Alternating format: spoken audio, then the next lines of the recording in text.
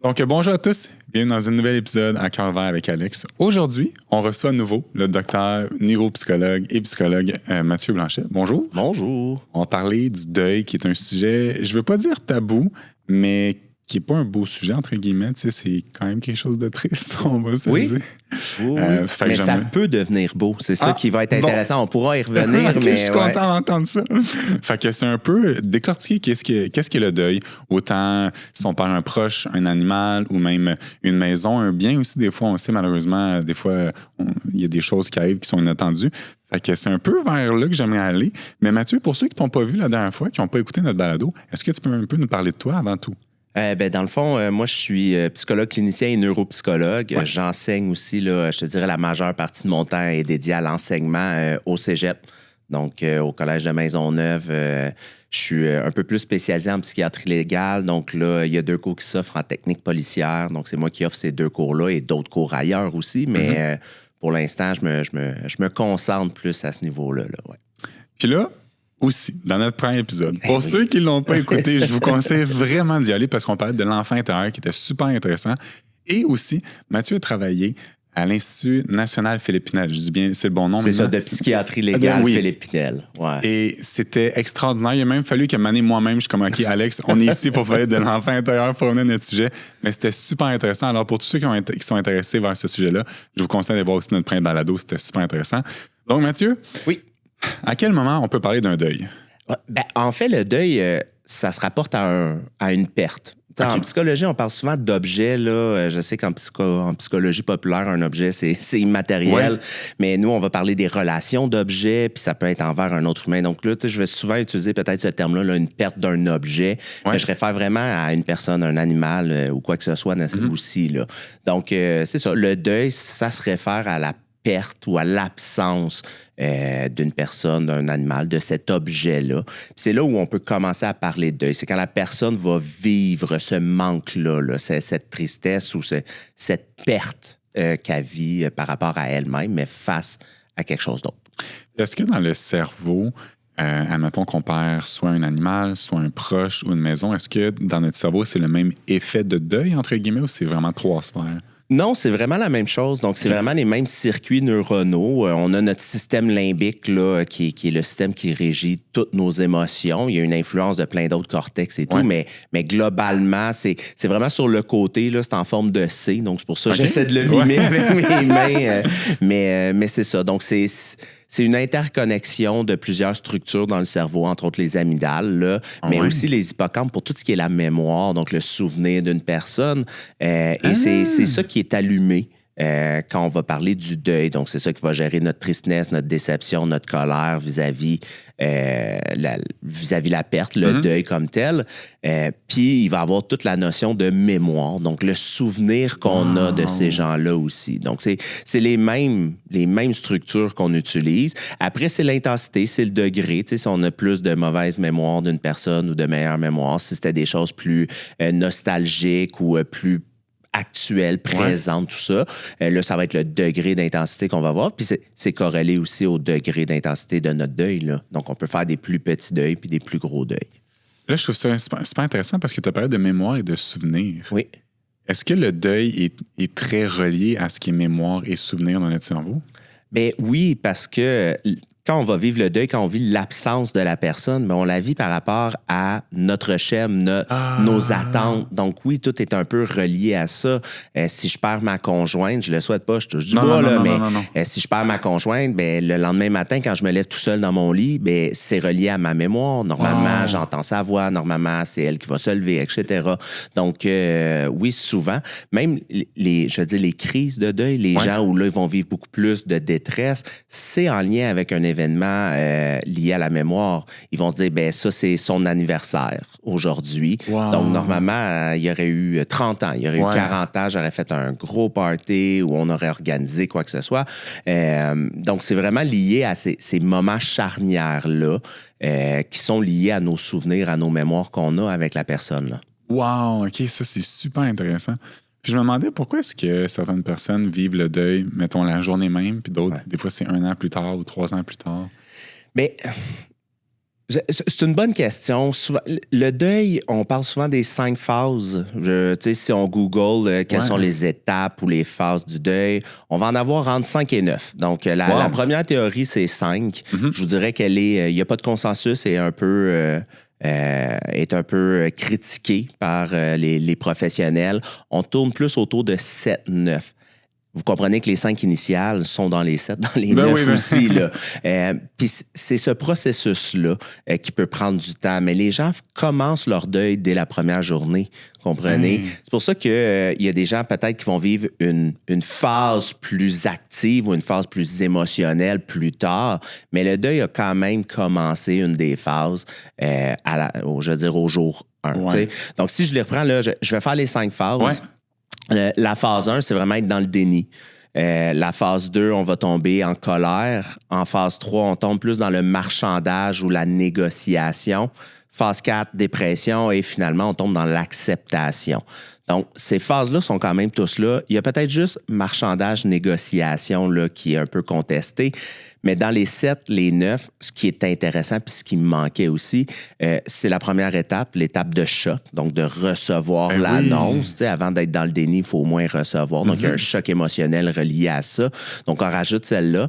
Sinon, comme je vous disais, la dépression, des fois, on va la décliner. On va parler de tristesse, dépression, résignation. Donc, je ne veux pas m'enfarger dans les fleurs du tapis, là, dans tous les détails, mais souvent, ça va être dans ces étapes-là, 3, 4, 5, qui va avoir quelques ajouts.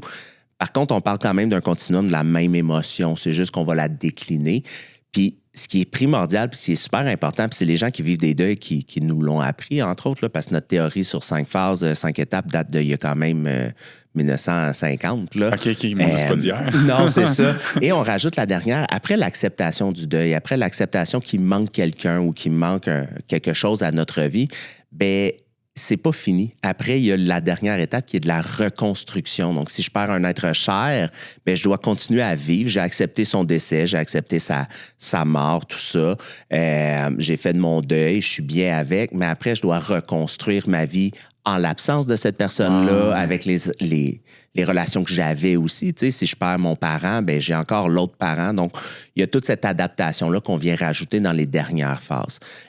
Donc, grosso modo, les gens, souvent, là, on va dire, ben, on pense que le deuil, c'est pleurer. C'est la phase de dépression qui est une des dernières. T'sais. Donc, quand les gens se mettent à pleurer, sont en dépression, quoi que ce soit, ils sont quand même sur, je veux pas dire sur une bonne voie de la guérison, là, mais ils ont quand même fait les premières étapes. Ils sont rendus à l'avant-dernière, avant-avant-dernière. Là, donc, il va rester après l'acceptation, la reconstruction. Donc, c'est pour ça qu'il y a des gens qui, on va dire, vont le vivre plus tard parce que ça a pris 3 ans, 1 an, 5 ans faire le processus des premières phases. Mais le choc puis être dans le déni, ça fait partie du processus du deuil. Donc, oui. Puis, on peut peut-être les regarder là, rapidement. Ben oui, certainement. Je trouve l'image très forte. Là, on peut penser à n'importe quelle vidéo qu'on a vue ou des séries télé là, pour le choc puis le déni. On cogne à la porte s'ouvre, puis là, on entend un policier annoncer quelque chose à quelqu'un, dire « Votre mari est décédé, il vient d'avoir un accident ou quoi que ce soit. » Puis là, on va voir les gens s'effondrer, pas avoir de mots. C'est ça le choc. C'est quand je reçois l'avis de décès ou l'information qu'il y a décès, qu'il y a perte, bien là, je vais vivre mon choc. Et là, tous les gens sont différents. Donc, je peux m'effondrer, je peux être complètement figé, muet, etc. Là.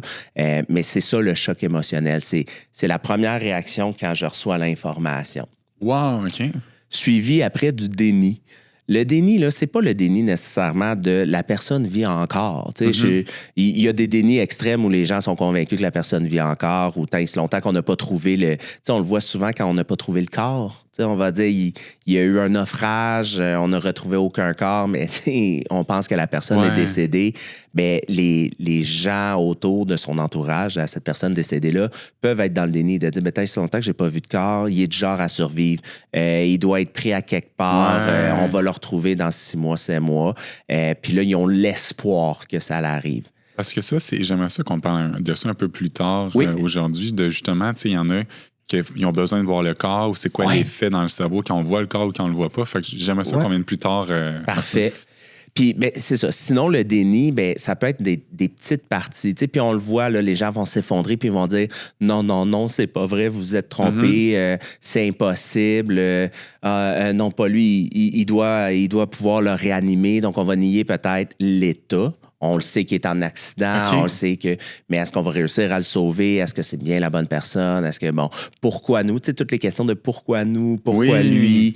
Donc ça, c'est la partie un peu déni qui va arriver. Donc, on a le choc. Après, c'est un peu imagé, là, le « Oh mon Dieu! Oh, puis là, non, non, non, c'est pas vrai. C'est pas mon mari, je suis sûr que c'est pas lui, etc. » Et là, on tombe en colère. La phase de colère, elle peut être dirigée vers plein de gens. Elle peut être dirigée vers la personne qui est décédée. Donc, pourquoi tu as fait ça? Tu étais négligent. Pourquoi tu m'as fait ça? Elle peut être dirigée envers nous-mêmes. Donc, j'aurais pu faire les choses différemment. Si j'avais fait ça, ben, il serait encore avec nous. Puis, bon, pour des croyants, mettons, on peut être en colère contre Dieu. Pourquoi ça a été le mien? Pourquoi c'est à moi que tu le fais vivre, etc. Donc, on va essayer de rejeter le blâme, de trouver une responsabilité. Wow. Puis ça, c'est la partie un peu plus colère. Puis comme je dis, dépendamment à qui qu'on a affaire, ben, ça peut être envers plein de personnes. Dépendamment du contexte aussi du décès. Donc, c'est différent si on apprend, si c'est un décès qui est, je veux dire, planifié, donc quelqu'un qui est malade puis qu'on le sait, versus un décès très soudain, là, un accident ou une maladie fulgurante. Et le marchandage négociation, c'est celle-là qui est plus ou moins... qui est plus contesté, là, mais qui est plus ou moins accepté dans notre domaine. Souvent, on a l'image de dire, on va prendre, admettons, un parent qui perd un enfant, qui va dire, redonnez-moi-le, prenez-moi à la place. Donc, on va essayer de marchander. C'est pas tout à fait ça. Ce qu'on s'est réalisé, c'est que les gens, c'est un peu une forme de déni. Là. C'est une façon de garder encore la personne présente. Donc, on va essayer de dire, je sais que la personne est partie, je suis plus dans le déni, elle est décédée, je suis plus en colère contre moi, mais je vais essayer quand même de la garder en vie. Donc, en utilisant des phrases, en mettant son parfum sur mes vêtements, en écoutant sa boîte vocale pour pas oublier sa voix. Puis d'ailleurs, ça, c'est des choses, c'est une des choses les plus centrales de nos jours. Là, quand on accompagne des gens dans le deuil, les gens ont peur d'oublier la voix. Ils disent, oui, mais dans 5 ans, j'aurais pu savoir. Donc, ils vont justement être dans ce marchandage-là, cette négociation-là. Je veux garder des photos. Maintenant, avec les vidéos, Facebook, Instagram, on peut écouter les voix encore et encore, ce qui était un peu moins dans le temps. Donc, c'est pour ça là, que je vous dirais, négociation, marchandage, attend à diminuer un peu parce qu'on a la technologie, disons, là, pour combler cette étape-là. Là. Mais c'est un peu là-dedans. Là. Je veux pas l'oublier, je veux son même parfum, je veux sa voix, je vais manger tout le temps les mêmes céréales qu'il aimait tant, même si moi, je les aimais pas. C'est comme une façon d'y rendre honneur puis de pas oublier sa présence à cette personne-là. Et c'est ça, la négociation. Là. Mais est-ce que ça ralentit un peu le deuil d'essayer, entre guillemets, de garder cette personne un peu Pas nécessairement, parce que le deuil, c'est pas oublié. Okay. Quand on arrive à la fin du deuil dans l'acceptation, on l'oublie pas. C'est juste qu'on va être en mesure d'avoir un peu plus de souvenirs positifs, puis ça va moins nous faire mal. Donc, au début, tous ces souvenirs-là plus positifs nous font mal parce qu'on vit le manque. On se dit, puis on fait le deuil aussi de notre avenir. Moi, j'avais prévu revivre la même chose, refaire ce voyage-là, etc. Donc, on a une dualité entre, je voulais vraiment faire ce voyage-là, mais avec lui, là, est-ce que c'est une trahison de le faire sans lui ou sans elle?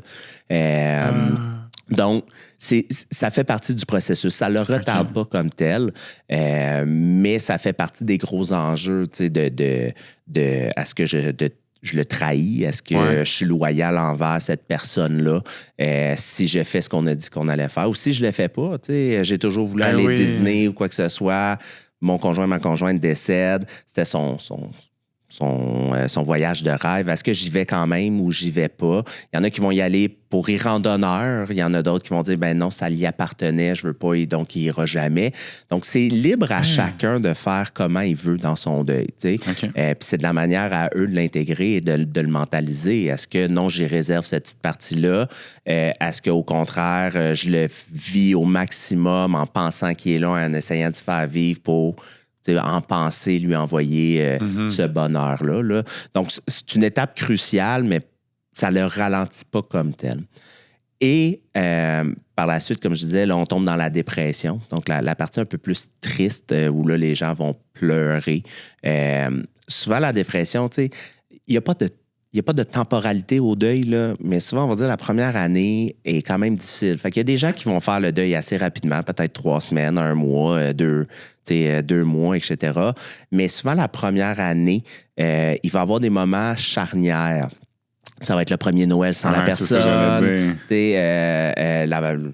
L'anniversaire de couple, l'anniversaire de l'enfant ou de la personne elle-même. Ouais. Donc, le premier party sans lui, premier rassemblement familial sans cette personne-là. Donc, il va y avoir une première. Donc, durant la première année, il y a des premières à chaque fois.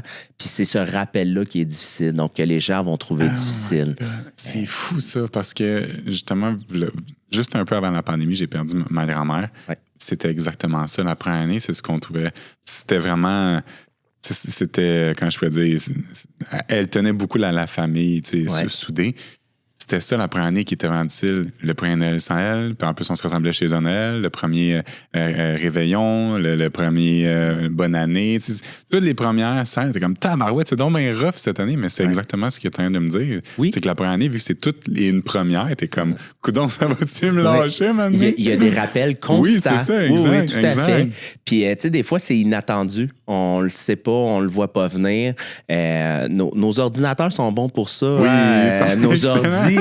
Moi, je reçois des fois des diaporamas qu'il a fait lui-même là, en intelligence artificielle en disant « Veux-tu revoir automne 2018 ce matin-là? » Ben, peut-être je vais avoir une photo justement de mes grands-parents qui sont décédés. Donc, souvent, c'est là où il va y avoir un rappel constant de la perte de la personne, mais qui est un processus obligé. On va tous mourir aussi. Donc, tout le monde va vivre un jour un deuil. C'est la chose qui est promis quand on arrive sur Terre. Ben, c'est ça. C'est la seule conviction qu'on peut avoir. C'est la seule conviction qu'on a. Puis, mais ce qui est beau, c'est à partir de ça, à partir de ces expériences-là, quand c'est bien fait, quand les gens peuvent être soutenus, accompagnés, ben c'est là qu'on arrive à l'acceptation. C'est là qu'on peut accepter la situation de perte et commencer à entrevoir le côté positif de la personne. T'sais. Au début, quand la personne décède, on n'est pas porté à dire « je vais la porter en moi, elle est en moi », puis on le voit plus de temps dans notre quotidien. Puis vers l'acceptation, on est capable de dire « elle fait partie intégrante de moi. Puis elle a fait ce que je suis maintenant et j'en suis reconnaissante. Au même titre qu'on peut parler... je veux dire, la métaphore n'est pas si bonne, là, mais vous allez comprendre. Au même titre qu'on peut parler, mettons, d'un professeur du primaire qui nous a marqués, puis on l'a eu juste une année, bien, ça va être la même chose avec le deuil d'une personne. On va dire, cette personne-là m'a marqué à vie, puis je vais la porter en moi à un degré plus intense probablement, mais c'est cette acceptation-là qui vient, je veux dire, clore le deuil, parce que là, on va être focalisé sur le futur. Donc, comment je peux progresser avec cette personne-là en moi, mais pour m'ouvrir à d'autres expériences. Donc, si j'ai perdu mon amoureux, mon amoureuse, bien, je peux retrouver l'amour potentiellement. C'est sûr qu'après 2 jours, j'y crois pas. Là. Peut-être pas. Les gens qui vont dire passe à travers, tu vas voir, tu es encore jeune, quoi que ce soit. C'est pas des phrases que je veux entendre. Mais une fois que j'ai l'acceptation, bien oui, je vais pouvoir m'ouvrir à l'amour à nouveau, mais en gardant la personne chère en moi. Donc, c'est ça. Donc, la dépression, la période de dépression comme telle, là, tristesse, résignation, ben, elle va nous permettre justement d'arriver au bout pour accepter puis digérer cette période difficile-là. Puis il y a des gens qui vont encore parler au présent de la personne qui est décédée ou qui est partie. Puis c'est encore une de leurs façons de le maintenir en vie. Puis c'est parce que pour eux, sont encore marquants, actuels. Je suis encore cet individu-là avec lui ou elle. Donc, ça fait partie de l'acceptation. Ça peut être aussi une partie de marchandage, là, de dire il est décédé, mais je vais parler au présent parce qu'il est encore pour moi très présent dans mon quotidien.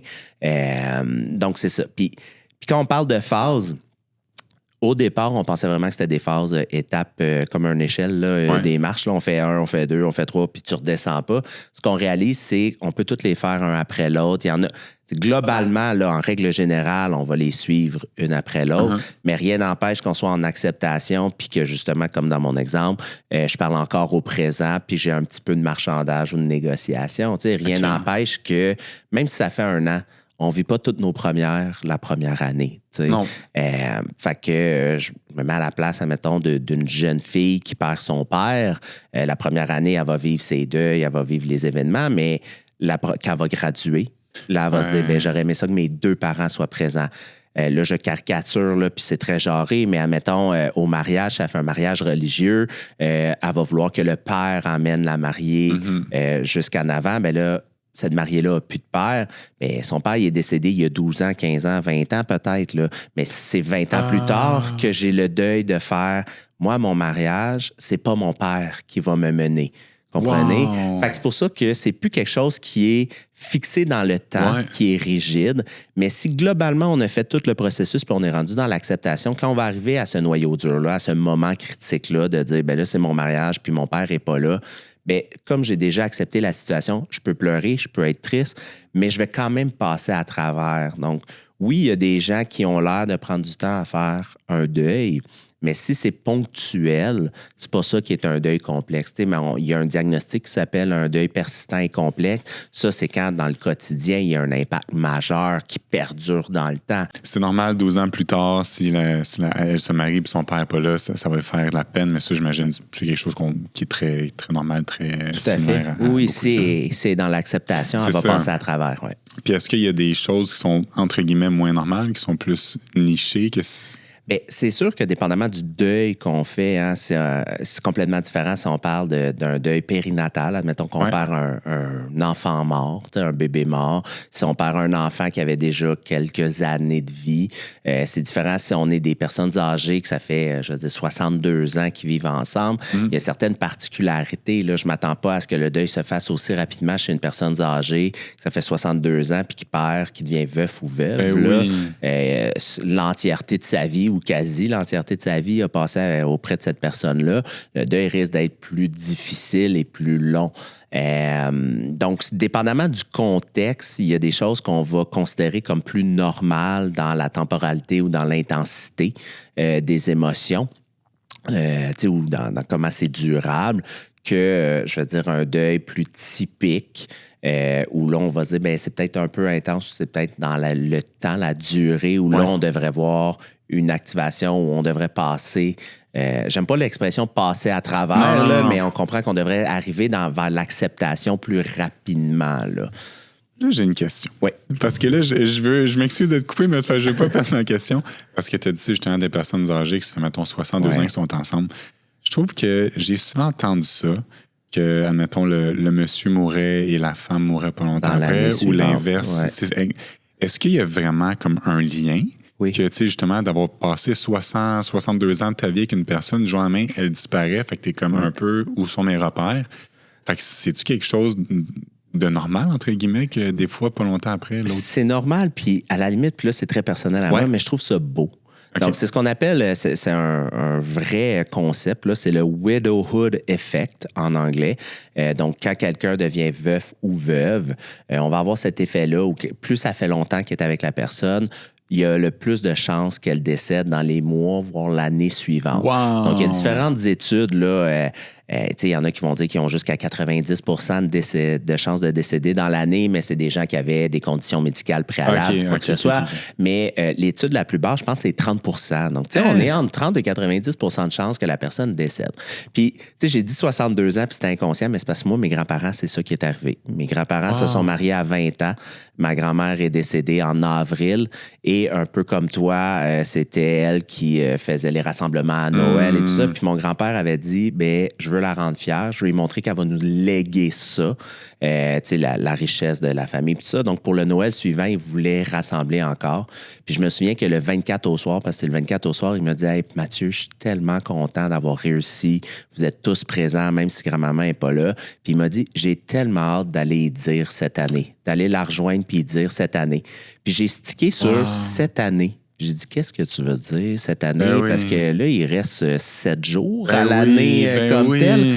Puis mon grand-père, il est décédé le 30 dans la nuit, 30 ou 31. Impossible. Donc, il n'a pas fait l'année. Puis pour moi, quand je raconte ça, Je trouve ça beau. Ben oui. Parce qu'il y avait l'objectif d'au moins honorer la mémoire. Puis quand il l'a fait, il était prêt à aller y retourner. Mais ça faisait 62 ans et mes grands-parents étant des gens de leur époque. Mon grand-père cuisinait pas, là. C'était un fermier, c'était elle qui a élevé. Donc, il a dû, lui, réapprendre à manger, à se faire à manger pendant toutes ces années-là, tous ces mois-là. Et c'est vraiment quelque chose de, je veux dire, typique. Je suis pas une exception. Là. Ma famille n'est pas une exception. Mais oui, quand on voit qu'il y a des personnes âgées, un des deux décède avant l'autre, statistiquement, on sait que l'autre personne devient vulnérable dans l'année, donc quelques mois, voire l'année suivante. Ça ne veut pas dire qu'ils décèdent tous, mais cette année-là devient plus difficile parce que c'est une grosse partie. Tu sais, faire le deuil de quelqu'un que ça fait 2 ans qui est dans notre vie versus 62 ans. C'est sûr, j'imagine, c'est pas pareil. Ben non, tout à fait. Donc, c'est là où il y a des choses qui sont normales, anormales, dépendamment du contexte. Tu sais. Mais oui, ça, c'est vraiment un widowhood effect. On peut le googler, puis on va voir les études à ce sujet-là. Parce que là, tu disais minimum... l'étude la plus basse, c'était 30 %. Fait qu'on parle d'un tiers. Là, je veux dire, c'est fou. Là, je ris, mais c'est pas drôle du tout. Là, mais non. C'est vraiment... Wow! Oui, c'est un gros facteur de vulnérabilité là, pour les personnes âgées de perdre. Mais ce qu'il faut comprendre, c'est que les personnes âgées sont déjà très vulnérables au niveau deuil. Parce qu'ils ont fait le deuil d'amis. Ils ont fait le deuil de certaines autonomies. T'sais, ils vont perdre leur autonomie. J'ai mal au dos, je peux aussi actif. Même s'ils ne sont pas en CHSLD non autonomes, là, mais ils font des deuils au quotidien. Puis ils font des deuils aussi sur leur personne. T'sais, quand on prend notre retraite, on peut considérer un deuil de dire une partie de mon identité. T'sais, moi, là, je suis fier de dire je suis prof au cégep, je suis neuropsy, je suis psy. Quand je prends ma retraite, je ne suis plus ça. Je suis qui? Comment je me décris?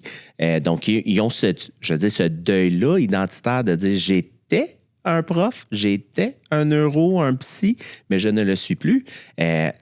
Ma fonction de père va changer. Là, en ce moment, je suis très actif, je les aide, je les accompagne, mais quand mes enfants vont avoir 20, 25 ans, je ne serai plus dans leur quotidien, ils vont avoir déménagé. Donc, je perds certaines fonctions de mon identité comme paternelle.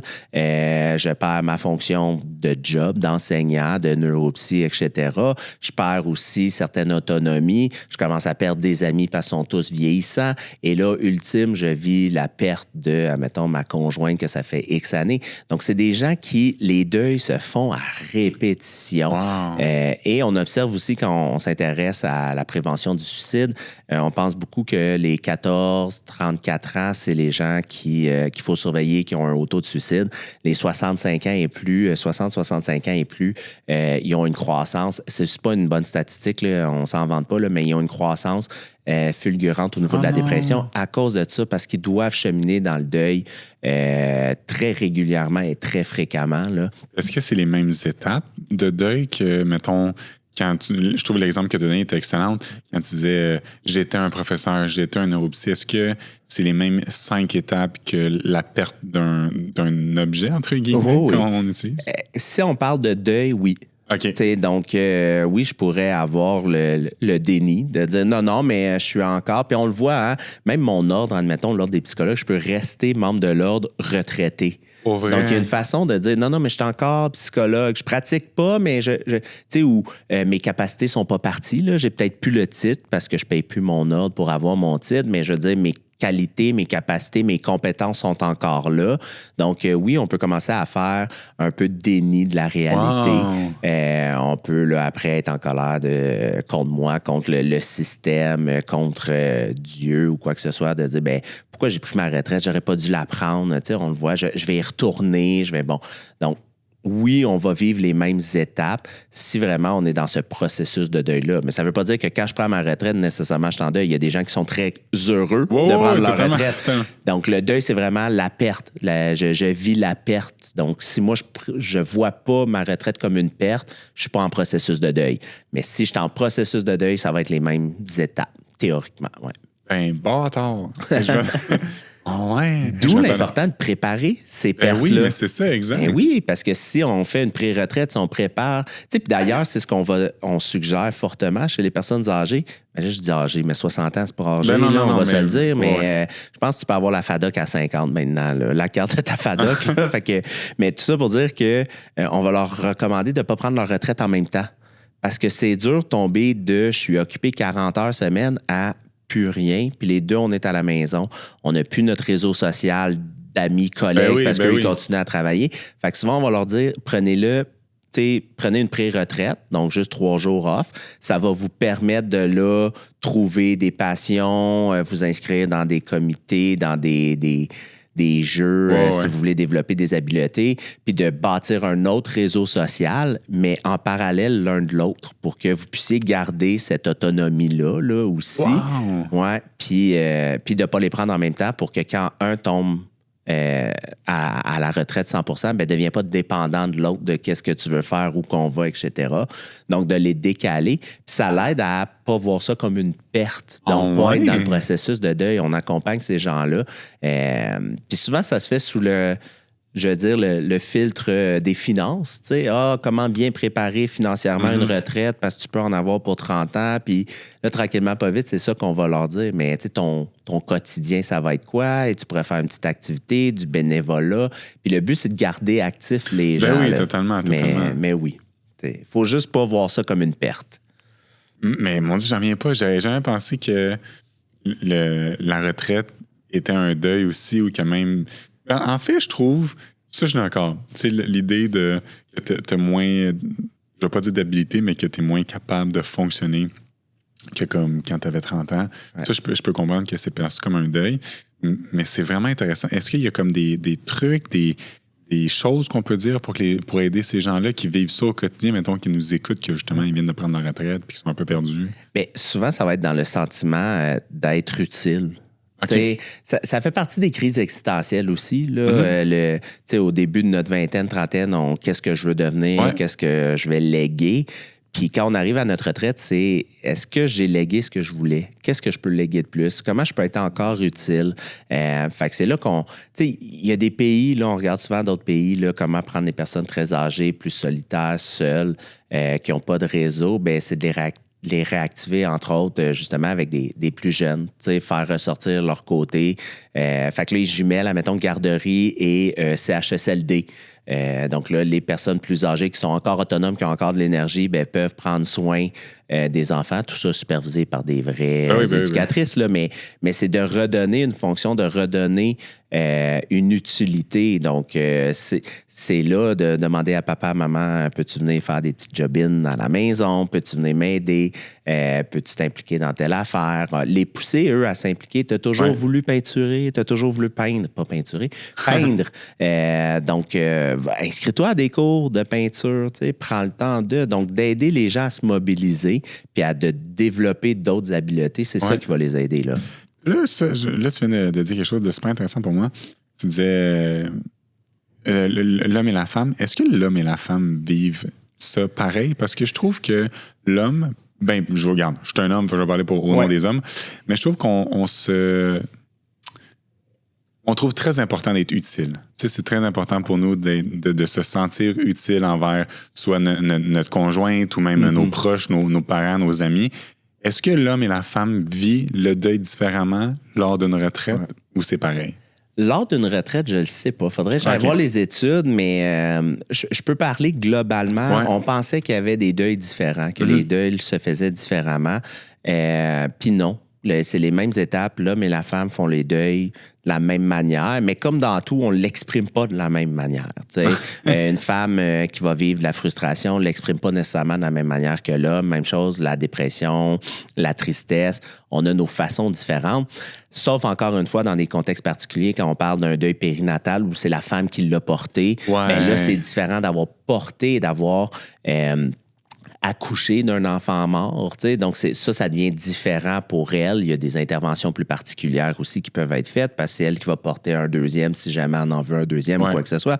Donc, elle a ses enjeux propres, là, mais globalement, pour un deuil d'un être cher proche qu'on n'a pas porté nécessairement, on le vit de la même manière. Là. OK. Mais après, c'est la fonction de l'homme qu'on voit dans la société. Là, on parle avec nos yeux actuels, puis les personnes qui prennent leur retraite, ils étaient dans une autre génération. Fait que souvent, c'était les hommes, un peu, je prends l'exemple de mes grands-parents, c'était mon grand-père qui était le pourvoyeur Ben, c'est financier. ça, oui, exact, tout ça. exact. Donc oui, là, on va s'attendre à ce que lui ait encore été utile, soit encore fonctionnel, puisse faire des rénovations, etc. Mais la femme aussi a besoin de son utilité puis de sa reconnaissance, sa valorisation. Totalement, là. totalement. Fait que non, les 5, 7, 9 étapes, là, dépendamment, Ouais. comme on en parlait au début, là, c'est quand même vécu de la même manière. OK. Mon Dieu, c'est super intéressant. Puis quand tu disais justement d'une femme qui vient de perdre un enfant périnatal, est-ce que c'est encore les 5, 7, même 9 étapes ou est-ce qu'il y a des choses différentes? C'est les mêmes étapes, c'est juste qu'ils ont des enjeux particuliers à eux. Puis c'est pas tous les gens qui sont pareils, donc on va l'offrir. T'sais, juste voir, on parlait tantôt, il y a des gens qui ont besoin de voir un corps pour faire le deuil. Ben, ces gens-là, on va leur offrir, voulez-vous prendre une photo avec votre enfant? OK, ça, il faut qu'on en parle. Je m'excuse de couper. Parce que j'ai écouté une émission, puis justement, dans le fond, c'était exactement ça qu'ils vivaient. Puis l'infirmière a dit, on va prendre une photo parce que ça aide. Fait que c'est vrai, là, ça, c'était pas fictif. Là. Non, ça l'aide beaucoup, énormément. Et on a le droit de refuser. Les parents ont le droit de dire, moi, je veux pas de photo. Mais oui, les infirmiers et infirmières qui sont là vont recommander, puis c'est prouvé, parce qu'après, ça donne un objet. On peut le voir, ça vient concrétiser la perte. C'est dur pour le cerveau de comprendre l'abstrait, de ne pas avoir vu l'enfant, de dire, crime, je l'ai senti, je l'ai porté, il était là, mais il est comme disparu parce qu'on n'a pas le choix de l'accoucher. On n'a pas le choix de le sortir du ventre. Fait qu'il faut qu'on le sorte, mais puis là, juste il y a des gens qui vont prendre cette option-là de dire, moi, je veux pas le voir, je suis trop, en ce moment, envahi par l'émotion, sont dans l'état de choc. C'est correct, mais souvent, on va leur laisser le temps. On va dire, ben, on n'est pas pressé, on peut le prendre tantôt, dans une journée, 24 heures. C'est une photo. Des fois, souvent, ils vont la mettre en noir et blanc pour cacher la couleur. Mais ça fait quelque chose de beau qu'on peut se souvenir. Ça fait quelque chose de concret pour les parents. Mais ça, c'est une des particularités, puis ça l'aide énormément. Ce qu'on voit en littérature, là, ceux qui l'acceptent, quand c'est fait dans le respect puis c'est fait correctement, c'est une des façons d'accompagner les parents dans le deuil périnatal. Mais on le sait qu'après, il va y avoir plein d'autres enjeux. La décision d'en avoir un autre ou pas. Puis tu sais, souvent, les parents vont dire « je veux pas le remplacer ». Ils vont avoir eu un nom. Puis c'est dur à comprendre pour l'entourage parce que ça, c'est le sujet tabou qu'on veut tout pas qu'il nous arrive. Hein? On veut pas parler puis nous imaginer que nos enfants décèdent. Puis on est comme, moi, je serais pas capable de l'imaginer, je vois pas comment. Mais oui, on est capable. Puis c'est dur pour les autres d'avoir l'oreille attentive des autres. Parce que les autres, par propre impuissance ou par propre confrontation de notre inconfort à imaginer la mort de nos proches, ben on va être comme, tu sais, passe à autre chose, au moins il n'est pas comme réellement né. Puis on va dire des phrases qui viennent heurter complètement parce que quand on est enceinte pendant 8 mois, 9 mois, 7 mois, puis là, on apprend le décès du bébé intra-utérin, mais il y a déjà un nom, il y a des fois déjà une chambre, on l'a déjà imaginé, on l'a annoncé, il y a des gens qui ont déjà fait un shower, fait qu'ils vont retourner chez eux, là, les bras vides, mais ils vont arriver dans une maison qui a une chambre avec un nom à la porte. Il va falloir qu'ils défassent tout ça un jour.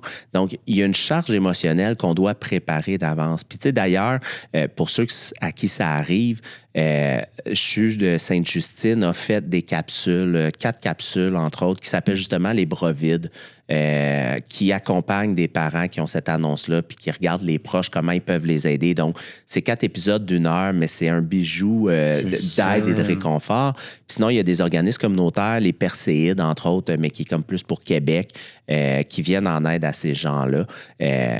Puis on néglige, puis c'est vrai qu'on le fait avec les autres. Tu sais, tout le rituel du deuil. Ouais. On aurait pu faire venir un historien, puis on aurait parlé du rituel avec autant mexicain avec la journée de la mort là, que quand, dans le temps avec les pyramides, les pharaons, tout ça. Donc, là, actuellement, on a quand même encore besoin d'un rituel de deuil.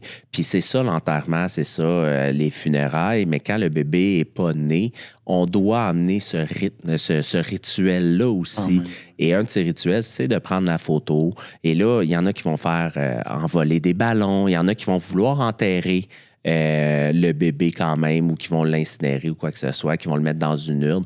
C'est correct, c'est au choix de la personne, mais on a besoin de ce moment-là, d'extérioriser, de voir la finalité de, encore une fois, je veux dire, l'objet, comprenez?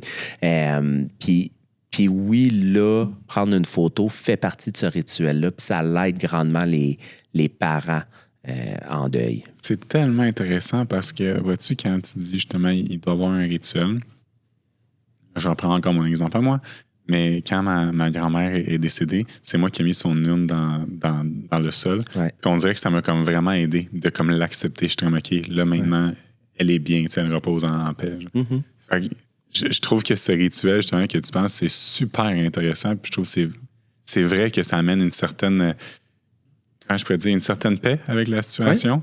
Je pense que... Ça le rend concret, ça fait un objet, ça fait un souvenir aussi. Puis, tu sais, plus on est jeune, plus on va le faire gros. Tu sais, on va faire écrire des lettres qu'on va faire envoler, on va les enterrer pour les enfants. Donc tu sais, ils ont besoin, quand on a de la misère à comprendre l'abstraction, tu sais, c'est l'inférence de la mort, c'est très abstrait ce que ça implique. Puis là, quand on arrive dans des affaires traumatisantes encore plus, comme le décès d'un enfant mort-né, il y a quelque chose de très abstrait à comprendre, la perte de quelque chose qui n'a jamais existé, mais qui a existé dans l'imaginaire, puis dans la fantaisie, puis dans le corps d'une personne pendant un certain temps. Puis c'est ça qui est réactivé, tu sais, après, si elle refait un accouchement ou si elle avait déjà un enfant, si les parents avaient déjà un enfant, puis là, ils en perdent un, comment on l'annonce à l'autre? Le revenir, de dire j'avais 2 enfants. Puis ça, on va le voir souvent, mettons, moi en clinique, souvent, super anodin. Moi, j'évalue le petit garçon de 8 ans, puis je vais dire à la mère comment la grossesse s'est passée. Est-ce que c'était votre première? Puis elle va me dire non, c'est ma 3e. Puis là, quand je regarde, je vois qu'il y a rien qu'une sœur. Puis je suis comme, ben, il est où l'autre grossesse? Puis là, c'est là qu'ils vont me dire, ah non, mais j'en ai perdu un ou j'en ai perdu une. Mais il la considère comme étant cette 3e grossesse-là, ce 3e enfant-là. Okay. Cette 3e enfant-là a une place, je veux dire, psychique, a une place dans la famille ou dans la tête des parents, oui. Fait qu'eux vont voir, aujourd'hui, il y aurait eu 1 an, ou là, il aurait fini la maternelle, la graduation, tu sais, bon. Donc, ils vont vivre ces étapes-là. Donc, c'est un peu différent. Tu sais, comme je disais, il y a des particularités, qu'on soit là, on a parlé de personnes âgées ou périnatales. Fait que le processus est différent, mais c'est quand même les mêmes étapes. C'est juste qu'on a des enjeux différents puis des particularités qu'on doit adresser si on est en thérapie. C'est tellement intéressant. Ouais. Selon toi, pourquoi est-ce que des gens font de l'évitement lors d'un décès d'un objet? Le mot objet, moi, je l'aime pas plus. On peut dire personne, mais c'est les définitions officielles qui utilisent ça, mais effectivement, ça, tu vois, ça pourrait être de l'évitement, appeler ça un objet de se mettre loin. Mais je pense que c'est, en gros, là, soit par impuissance, tu sais, plusieurs raisons. Là, wow, j'aime vraiment ce terme-là. Par impuissance. Par impuissance. Les gens, tu sais, si tu fais ton deuil, toi, puis tu m'en parles, je peux pas le faire revenir. Je peux pas t'enlever cette peine-là. Je peux pas faire le deuil à ta place. Je ne sais pas quoi te dire. Je sais pas quoi faire pour t'aider. Puis on se sent impuissant parce qu'il y a rien à faire. Ah, j'aime tellement ce terme-là parce que c'est vrai. Je suis tellement quelqu'un qui est dans la solution de chaque problème, j'ai une solution. Puis le deuil, c'est qu'il n'y a aucune solution, malheureusement. Il n'y a pas de solution à part faut que tu l'acceptes. Oui, c'est ça, exact. Faut qu'on passe à travers les étapes. Ces étapes-là sont normales. Je peux t'écouter, mais souvent, c'est là où les phrases qui se veulent gentilles vont venir heurter les gens. Tu sais, le fameux une de perdue, 10 de retrouvée ou quoi que ce soit. Mais c'est souvent ça qu'on va dire. On va dire, là, passe à autre chose. Tu sais, la personne aurait aimé ça que tu sois heureux. Ou, tu sais, si je perds ma conjointe, admettons, mais mes amis, 3 mois plus tard, 6 mois plus tard, ils vont vouloir bien faire, mais ils vont me dire, là, viens, sors. C'est sûr. Va dans un bar. C'est sûr. Tu sais, permets-toi d'explorer. Elle aurait voulu que tu sois heureuse, ta femme. Elle aurait souhaité que tu refasses ta vie. Puis, théoriquement, cognitivement, oui, tu sais, je le comprends, mais laisse-moi le temps. Je suis pas prêt, là, moi, à cette étape-là. Puis souvent, c'est là où les gens vont se sentir impuissants, vont faire comme, mais là, je sais plus quoi. Je sais pas quoi te dire, je sais pas quoi faire. Puis la réponse, c'est juste, sois là. Sois présent pour moi quand j'en ai besoin. Reconnais qu'il y a peut-être des choses qui vont être plus difficiles. Puis c'est dans l'ouverture parce qu'on veut pas être dans le tabou non plus. T'sais, on veut pas dans le « Oh mon Dieu, faut pas que je dise ça, mon Dieu. » Puis moi, je me rappelle, là, puis c'est une histoire vraie, puis j'ai été hautement mal à l'aise par rapport à ça. Bref, j'ai une amie qui a perdu un enfant qui a à peu près l'âge du mien. Puis j'ai raconté, là, ça fait longtemps, là, puis j'ai raconté que, là, mon gars, il a de l'énergie. Ah, il a de l'énergie, il a de l'énergie. Puis je dis, je le lance dans la piscine, là, puis il peut passer 2 heures, il n'est pas tuable. Puis l'expression, il n'est pas tuable, quand je l'ai dit, j'ai voulu la rattraper. Puis j'ai fait, ben non, mais là... Puis une fois que ça a sorti, mais c'est ça, après...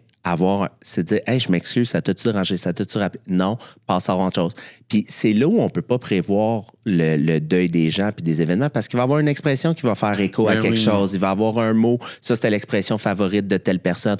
Nous, on va se rappeler d'une personne. Tu sais, moi, j'ai déjà dit à ma cousine, hey, c'est quand la dernière fois qu'on s'est vu? Il me semble qu'on était au funérailles de quelqu'un puis c'était de sa mère. Puis j'étais comme, excuse. Tu sais, c'est hors contexte, ça l'a pas vu venir, pas préparé. Donc, c'est ça la vie. Mais si on est bien entouré, puis on est ouvert, puis on peut en parler, c'est là où moi, je dois vivre avec ma propre impuissance, puis dire, hey, je m'excuse, je l'ai échappé, qu'est-ce que je peux faire? Rien. OK, je vais te faire confiance. On se parle, on passe à autre chose. Je vais t'écouter si tu en as besoin, mais les gens évitent de parler du deuil ou de un, pour leur impuissance, puis de deux, je pense... pour les gens qui sont plus inconfortables de parler de leur propre mort. Tu sais, ça reste la seule finalité, la seule chose qu'on sait. Là. Mais il y a des gens qui la voient comme étant négative ou qui la projettent, donc ne veulent pas en parler. Donc, parler de mort, en général, les mettre mal à l'aise.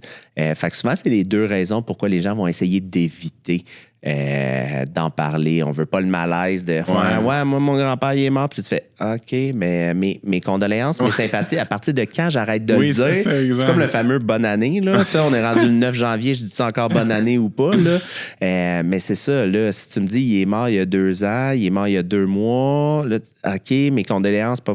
Puis c'est cet inconfort-là. Puis une fois qu'on a passé à travers cet inconfort-là, ou qu'on vit très bien avec l'impuissance, puis c'est facile à dire, là. Ben oui, c'est ça. Mais c'est de se projeter, c'est de dire mes condoléances, mes sympathies. Puis la personne va me dire, ah non, mais ça fait longtemps. Ah non, mais c'est correct, j'ai fait de mon deuil. Tu fais, OK, on passe à autre chose, là. Ça a été une phrase parmi notre heure d'entretien, mais c'est correct, tu sais. Comme il y a des gens en ce moment qu'on connaît pas, qui vont nous écouter, qui vont vivre un malaise. Parce qu'on parle de mort, parce que j'ai dit si ma conjointe, puis ils vont dire ah non, faut pas qu'ils mettent un sang, faut toucher du bois, puis tout ça. Mais c'est parce qu'on est mal à l'aise par rapport à ce concept-là. Puis par rapport à l'impuissance de je peux pas, c'est inévitable, je peux rien faire pour ou contre. Donc souvent, c'est ces 2 raisons-là qu'on va éviter le sujet ou qu'on va éviter juste de se remémorer la perte ou le deuil. Ouais. Mettons, pour des gens qui sont en deuil, premièrement, est-ce que tu as juste un conseil? Alors, peut-être pour les aider ou juste peut-être mieux se sentir? Oui. C'est la même chose que j'ai dit lors de notre dernier podcast. C'est le côté social, c'est l'entourage. On passe à travers, oser en parler. Oser, il ne faut pas rester avec le deuil. Il faut être accompagné dans le deuil.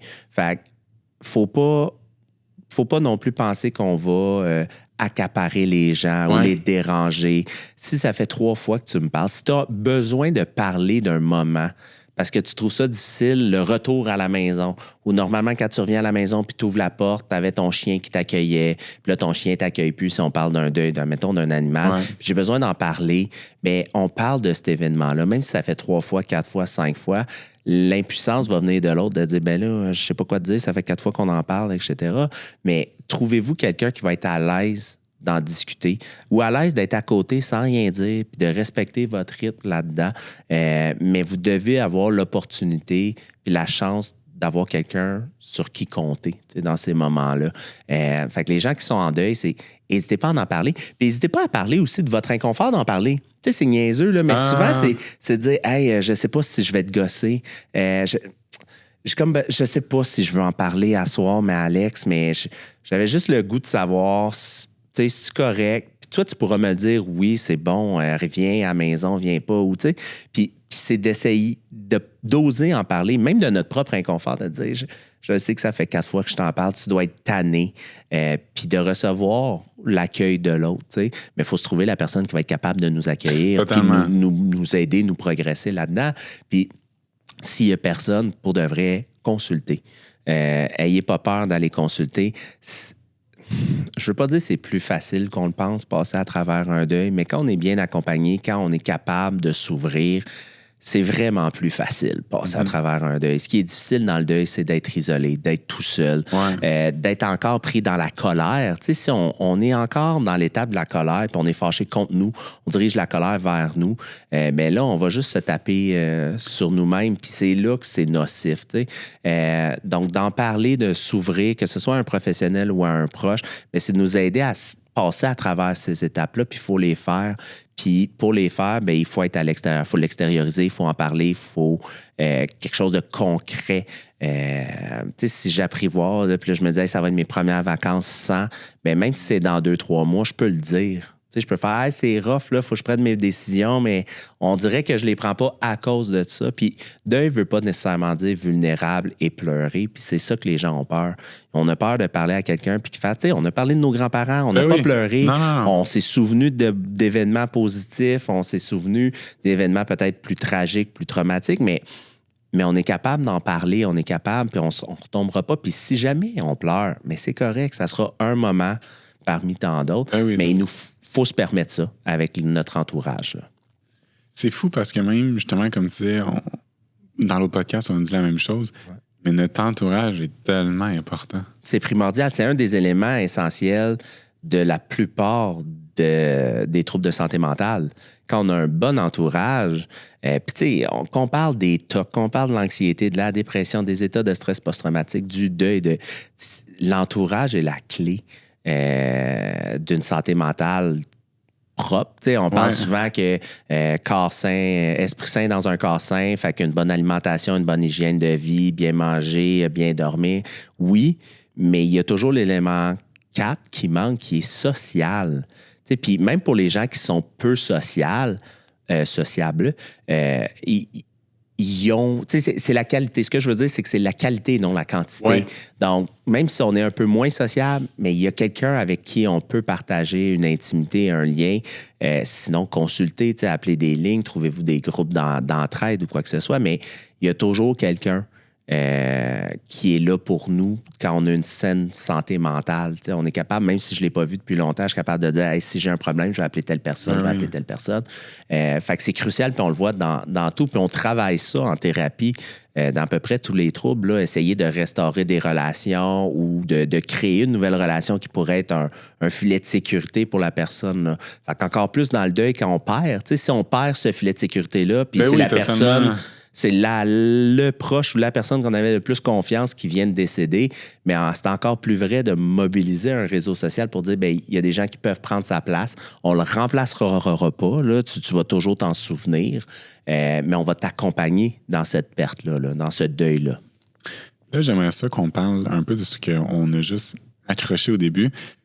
Voir la personne, pas voir la personne. Est-ce que ça change? Est-ce que ça aide à faire le deuil? Dans le cerveau, est-ce que c'est différent? Comment ça se passe? Dans le cerveau, il n'y a pas d'études. Je pourrais pas dire, parce qu'on ne peut pas brancher des gens pendant qu'ils le voient ou on ne fait pas tant d'études là-dessus. Ça pourrait être super intéressant. Je vous dirais, plus au niveau psy, ça va dépendre. Ça va dépendre du corps. Dans le sens, il y a des fois où on va recommander que ce ne soit pas la dernière image que la personne a en tête. Quand on va parler d'un accident où il y a démembrement ou une mort tragique, là, des fois, les policiers vont dire on n'a pas tant... on vous recommande pas tant d'aller voir le corps. On est capable d'avoir son identité par l'ADN, par quelque chose. On sait que c'est vraiment elle. On n'a pas besoin d'identifier le corps comme tel. C'est peut-être mieux de même. Après, si je parle, à part ces exceptions-là, règle générale, de voir un corps, ça peut être bénéfique. Parce que ça rend les choses concrètes. Ça rend, on vient, le déni, dans le sens, là, on peut plus faire le déni de la personne Non, est c'est décédée. ça, Je l'ai exact. vu, je l'ai regardé, j'ai regardé mes 5 sens, la personne ne respirait pas. Puis c'est difficile parce que même quand on a vu le corps, si vous êtes déjà allé dans un enterrement ou des funérailles, des fois, quand on fixe trop longtemps, on a l'impression que la personne respire. J'allais exactement parler de ça. Ouais, on a l'impression qu'elle respire. Puis c'est pas vrai, là, je veux dire, elle est non. vraiment décédée. Mais on essaie de le rendre le plus humain possible. Donc, les gens qui font cette job-là font des jobs souvent extraordinaires. Ben, là. mon Les Dieu, gens oui. se ressemblent, Ben oui. puis ils sont bien habillés. Mais la position, puis nous, quand on respire, on voit.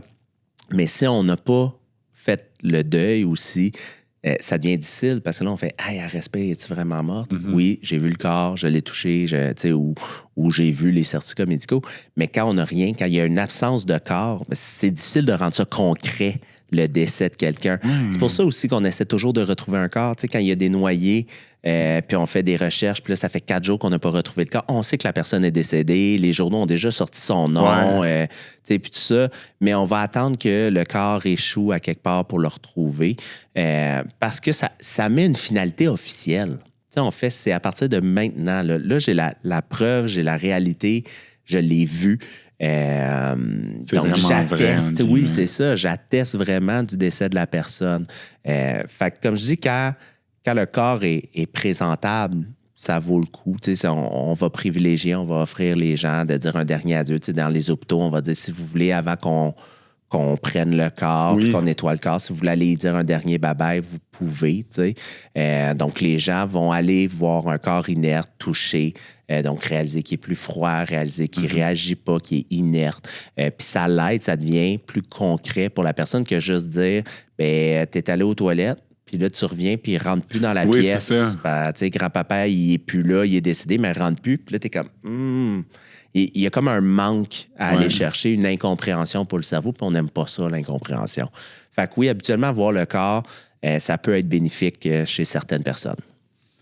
Puis, est-ce qu'il y a des distinctions entre le deuil anticipé et le deuil post-perte? Bien, c'est plus dans les étapes qui peuvent être entamées avant. Okay. Comme je disais, quand on l'anticipe, quand on a le temps de le faire, bien, je peux régler des problèmes, je peux déjà prévoir de mettre en place mon système de réseau social ou de fermer des conflits. Puis on le voit souvent. Moi, ma grand-mère voulait vraiment parler à tout le monde avant de décéder. Puis elle a attendu de parler à tout le monde, puis elle est décédée une demi-heure après que elle a parlé à la dernière personne qu'elle voulait. Puis la force du mental est forte. Pour de vrai, les infirmiers et infirmières qui travaillent, là, parce que c'est eux les professionnels, je veux dire, les plus grands experts, là, en deuil, ils côtoient la mort dans tous les contextes 100%. Inimaginables. Là. Mais on voit cette force-là, puis c'est anecdotique dans le sens, scientifiquement, je ne suis pas capable de vous dire que oui, le mental va faire en sorte que tu peux survivre, puis tout ça, mais oui, l'effet placebo, on en parle tout le temps. Si tu penses te sortir de ton cancer, bien, les traitements de chimio ont beaucoup plus de chances de fonctionner. Là. Cet effet placebo-là est super fort. Mais il y a aussi des gens qui se donnent des limites, qui vont dire, ben non, moi, je voulais absolument connaître ma petite fille. Puis là, ma fille est enceinte, elle devrait accoucher d'ici 2 semaines. Puis qui sont capables de survivre, entre guillemets, jusqu'à temps qu'ils voient leur progéniture, leurs petits-enfants pour la première fois, puis qui font comme « OK, c'est bon, je l'ai vu ». Maintenant, avec la technologie, on peut les faire appeler, FaceTimer, etc. Mais on entend, là, quand on travaille dans le domaine de la santé, on entend toutes sortes d'histoires de gens qui ont survécu, qui voulaient absolument voir leur fils, mais qui est en voyage, puis que le temps qu'ils reviennent de voyage, il est rentré, puis 20 minutes plus tard après l'avoir vu, là, il s'était éteint. Wow. Fait, mais cette force-là est là. Puis ça peut aider dans le deuil aussi de dire, bien, il a cheminé, il a attendu de me voir, il a attendu, qu'on se parle. On a pu enfin se dire les vraies choses. J'ai pu lui dire que je le pardonnais. J'ai pu lui dire qu'il avait été important pour moi ou elle a été importante pour moi. Donc, ça l'aide à entamer le processus. Mais ça reste les mêmes étapes, encore une fois, quand on parle de deuil globalement. Là, je diverge un peu de notre sujet, mais la force du mental, y a-tu des étapes? Parce que moi, je trouve à ça à 1000%. Moi, là, je dis tout le temps que la seule limite, c'est celle qu'on s'impose. Puis je trouve vraiment qu'il n'y a rien de plus fort que le mental d'un être humain. Là. Ouais. Est-ce qu'il y a des études là-dessus? Comme tu dis, l'effet placebo. Puis, je veux dire, je m'excuse de te remettre dans cette situation-là, mais je prends l'exemple de ton grand-père, que tu avais dit, OK, maintenant, je suis prêt 6 jours après, c'était fini. Ouais. Tu sais, je veux dire, il y a une force à quelque part. Là, oui. Ben, moi, c'est ce que je trouvais beau parce qu'il me l'avait dit. Oui, c'est ça, le 24, exact. il m'a dit cette Ben oui. année, puis j'étais comme, tu le savais que toi, dans les 6 prochains jours, tu te Ben fais oui, pas. Donc, tu ben sentais oui. ton corps à quelque part. Ben tu sais. oui. Mais oui, on va faire des études. C'est parce que c'est dur à dire, ça, c'est la force du Oui, mental. c'est ça, ok, c'est dur ouais, ouais. scientifiquement à identifier qu'est-ce qu'une force mentale. Ouais. Mais il y a beaucoup d'études qui vont parler de cet effet-là quand on y croit. Quand la personne a un but, un objectif, je veux amener ma fille, tu sais, admettons, si moi je suis malade, je veux dire, je veux voir la graduation de ma fille, je veux l'emmener à l'hôtel, tu sais, quand elle va se marier, je veux voir telle chose. Donc, ça l'aide énormément. Puis on voit que les gens ont plus d'espérance de vie quand ils ont de l'espoir. Fait que souvent, les oncologues, c'est ce qu'ils vont essayer de dire, tu sais, c'est quoi vos objectifs, c'est quoi votre espoir, là, vous avez un cancer. Les statistiques sont peut-être contre vous, il vous reste 10 ans, 15 ans. Qu'est-ce qui va faire mentir ces statistiques-là? Parce qu'on en a tout eu, là, des gens qui disaient « il me donnait 2 ans, puis finalement, j'ai été 10 ». C'est qu'on peut s'être trompé. Tant mieux si je te donne 8 ans de plus. Les médecins, s'ils se sont trompés dans ce sens-là, c'est positif. Mais il y a quelque chose aussi au niveau des objectifs et de l'espoir qu'on s'est donné. On le voit, c'est plus facile à calculer ou à voir quand le délai est court. Là, c'est dur de dire on a 50 ans, on annonce qu'on a un cancer, puis nous, on se dit je veux faire 75 ans. Là, peut-être moins. Mais de dire il reste peut-être 6 mois, 1 an, puis nous, on le sait que dans 2, ma fille va graduer du primaire, admettons. Là, puis je pourrais avoir l'objectif de dire je veux qu'elle rentre au moins, je veux la voir rentrer au secondaire, je veux la voir devenir une femme, en guillemets. Puis on va se donner cet objectif-là où on va vouloir être là, et là, on va voir que la personne est capable à bas les odds, là, à bas les pronostics qu'on a donnés. Fait que des objectifs comme ça, on est capable de voir qu'avec de l'espoir, avec un but dans la vie, les gens répondent beaucoup mieux au traitement, là, mais vraiment bien. Puis ça, il y en a quand même plusieurs qui le disent. Mais c'est dur à quantifier. C'est quoi une force mentale, c'est quoi un objectif valable ou pas. T'sais, là, je parle d'enfants parce que je suis père puis c'est important pour moi. Là, mais il y a des gens qui sont pas pères qui vont se donner un autre type d'objectif, qui vont dire, mais moi, je veux voir mes 35 ans, mes 40, mais ou je veux avoir le temps de voir, j'ai toujours voulu faire tel voyage. Fait que je vais me mettre en santé pour aller à tel voyage, puis quand je vais revenir, là, ma santé va détériorer peut-être. Donc, tu sais, après, ça dépend quel objectif qu'on se donne puis qu'est-ce qui est réaliste. Là. C'est sûr que si je suis gravement malade puis que les médecins me donnent 2 semaines, de dire je vais toffer 10 ans puis je vais faire le tour du monde, peut-être pas. Mais tout est dans quel objectif réaliste qu'on va se donner puis quelle est la force du mental qu'on va déployer. Puis, encore une fois, je reviens toujours avec la même attitude. La force du mental est intimement liée avec le réseau social. Le soutien, totalement. Si les gens y croient, puis t'accompagnent, puis te valorisent là-dedans, t'as plus de chances d'être résilient face à la maladie. Et puis, comment le deuil affecte-t-il différemment les enfants, les ados et les adultes? C'est la conception de la mort. On n'a pas toute la même conception de la mort. Là. Je parle enfants, mettons, en bas de 8 ans. Là. À 8 ans, les enfants, ils ne comprennent pas que la mort est universelle et irréversible. Dans le sens, je vais y aller avec ma génération, on écoute Le Roi Lion. Là. Le Roi Lion 1, quand le père décède, là, on s'entend qu'il décède. Il est tout le temps là après. Là. Il est dans les nuages, il parle, il le voit comme réflexion. Et, c'est comme si la mort... les gens revenaient quand même. Les plus vieux, le Blade Runner, là, le mic-mic, je sais pas quel oiseau c'est, là, mais je veux dire, le coyote, il meurt 1 million de fois. 1 million de fois, puis il revient tout le temps. Donc, les enfants voient ça. Ils écoutent des épisodes où quelqu'un meurt, mais l'épisode suivant, il est encore là. Donc, c'est difficile à comprendre le concept de la mort qui est irréversible puis qui est universel. Donc, souvent, quand on va l'accompagner dans le deuil, il va avoir cette question-là qui va repopper tout le temps. Là. Un enfant va nous demander, on va lui expliquer quand maman est décédée, elle ne reviendra pas, là, on peut dire elle est au ciel, elle était ailleurs. On l'explique la manière qu'on y croit ou selon nos valeurs, nos croyances.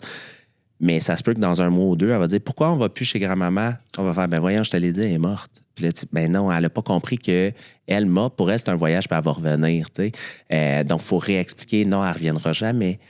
On ne peut pas leur avoir. Même chose, quand c'est un animal, pourquoi le chat n'est plus là? Il est décédé, on est allé le porter chez le vétérinaire, 2-3 semaines plus tard. Mais là, pourquoi il ne revient pas du vétérinaire? Puis tu fais non, mais il ne reviendra pas. Là. sais, je te l'ai expliqué, mais ce concept-là d'irréversibilité n'est pas encore là à 8 ans. Donc ça, c'est une particularité. Puis pour un enfant, est-ce que c'est mieux, entre guillemets, d'y mentir en disant il est parti en voyage ou Non. c'est mieux? Non. Toujours la vérité. OK. Faut juste pas aller plus loin que ce que le client demande. Dans le sens où, si lui, il a des questions, cet enfant-là, il va les poser. Puis les questions vont venir, mais plus tard. Donc, j'ai pas. Souvent, là, c'est notre tête d'adulte qui va dire là, il faut tout que j'explique. Il est mort d'un cancer, ça, c'est une maladie de telle affaire, puis il y a eu des traitements, puis il voulait pas mourir, blablabla. Puis là, on va en mettre trop pour, je veux pas dire l'intelligence, mais pour la capacité de raisonnement de l'enfant. Faut y aller, il est mort, il reviendra plus. Il est allé à l'hôpital, blablabla, point. Les questions vont revenir après, mais on ne peut pas mentir parce que ça l'aide pas au processus de dire il est en voyage puis il pourrait revenir ou on peut dire tu pourras toujours y parler si tu veux, mais il ne te répondra pas. Là. On ne mentira pas, la personne ne te répondra pas. Il y a d'excellents livres, admettons, comme Le fil invisible. C'est-à-dire, il y a comme un fil entre toi et lui qui est connecté. Fait que, toi, tu peux le serrer si tu veux. Tu peux te remémorer des événements, mais il est connecté à toi. Là. L'autre personne, souvent, l'image qu'on va prendre est dans le ciel et plus loin. Elle ne peut pas. Mais de mentir comme tel, c'est pas une bonne solution. Il faut juste l'annoncer avec des mots d'enfant. Donc, il est décédé, c'est peut-être trop complexe. Fait qu'on va dire, il est mort, il ne reviendra plus. On va aller à son enterrement. Tu le sais, il était très malade, grand-papa. Donc là, il est mort. Puis, on va faire notre vie sans. Maintenant, grand-maman est tout seul ou quoi que ce soit. Dans un mois, il reposera sa question de pourquoi grand-papa ne revient pas. Parce qu'il est mort. Puis on va faire cette équation-là, cette cause-effet-là. Mort, revient pas, jusqu'à temps que cognitivement, il est en mesure de le comprendre. Là. Puis là, on parle d'enfants 6 ans, là, 4 ans, 8 ans et moins. Par après, cette conception-là, les gens le savent que c'est irréversible puis que c'est universel. La particularité, c'est plus dans les relations. Tantôt, on parlait de les 7 phases, 5, puis là, je disais la phase qui est rajoutée quand on parle de 7 ou de 9, ce qui est intéressant, c'est la reconstruction, c'est l'avenir. Donc, comment moi, je vais me reconstruire avec cet élément-là dans mes relations, ce manque-là. Donc, là, on va le voir à l'adolescence où le manque, mettons, d'un parent, ton père ou ta mère est décédé, comment là, ça peut affecter les relations autour. Donc, il va avoir un travail où il va avoir un emphase mis sur comment cet individu-là, cet adolescente-là, peut se déployer, se reconstruire avec ce deuil-là.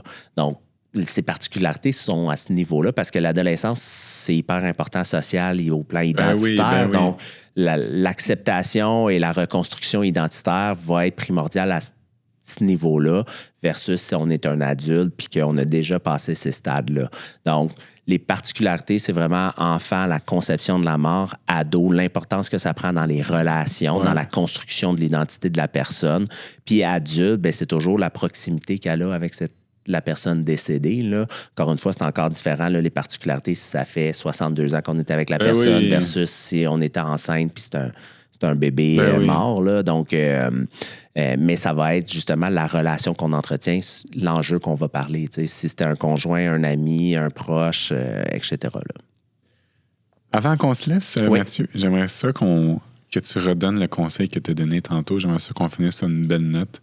J'aimerais trouver quelqu'un qui est de vivre un deuil présentement. Le meilleur conseil, ce serait de se tourner vers un proche. De s'entourer. Oui, exactement. De chercher quelqu'un en qui vous avez confiance, en qui vous pouvez parler. Puis ouvrez-vous à cette personne-là. Puis encore une fois, je le dis, c'est s'ouvrir, c'est pas nécessairement sur le deuil ou la perte. Ça peut être sur vos inquiétudes, votre sentiment. J'ai peur de trahir. Puis ça va revenir, là, je me suis fait un nouveau chum, j'ai peur de trahir mon ex qui est décédé ou quoi que ce soit. Parler de vos sentiments, parler de la personne au pire ou de l'animal, mais entourez-vous. La clé là, pour passer à travers un deuil, c'est soyez entourés de gens qui vous aiment, puis qui vous supportent, puis qui peuvent vous accompagner, puis vous faire cheminer dans ce deuil-là. Puis si malheureusement, vous êtes des gens qui ont un réseau restreint ou vous n'avez pas confiance en votre réseau, bien, allez consulter. Il y a des organismes communautaires, comme je parlais, très spécifiques. Perséide, si c'est pour des enfants, mais il y en a d'autres si c'est pour un grand-père, un proche, un conjoint, etc. Sinon, en psychologie, il y a d'excellents psychothérapeutes aussi spécialisés. Tantôt, on parlait des infirmières. Là, il y a des infirmières qui sont 1000 fois plus calés que moi là, en deuil, parce qu'ils ont accompagné des gens dans le deuil, puis ils en ont fait une spécialité. Mais il y en a des infirmières ou des travailleurs sociaux qui ont un droit de pratique en psychothérapie qui peuvent vous aider à accompagner. Je sais qu'il y en a sur la Rive-Sud de Montréal, il y en a à Québec, des centres ou des organismes spécialisés dans l'accompagnement du deuil.